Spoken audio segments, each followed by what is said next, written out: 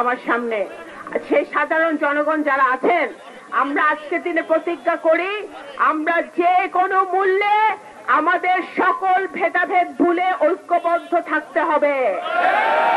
কারণ এখনো আওয়ামী দোসররা মাথা চারা দিয়ে উঠতে চায়, যারা বাংলাদেশকে একটি ষড়যন্ত্রের মুখে ঠেলে দিতে চায়, বাংলাদেশের মাটিকে অস্থিতিশীল করতে চায়।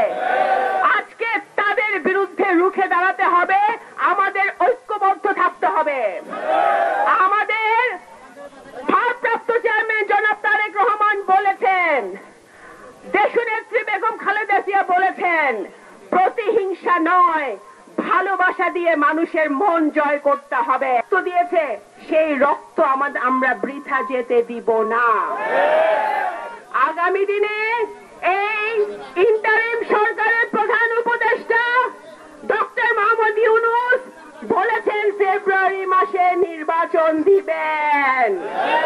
উনি সকল দলের সাথে কথা বলেছেন। বিএনপি বাংলাদেশের সবচেয়ে জনপ্রিয় দল বাংলাদেশ জাতীয়তাবাদী দলের ভারপ্রাপ্ত চেয়ারম্যান জনাব তারেক রহমানের সাথে উনি লন্ডনে বৈঠক করেছেন। বৈঠক করে উনি বলেছেন যে ফেব্রুয়ারি মাসে নির্বাচন দিতে হবে।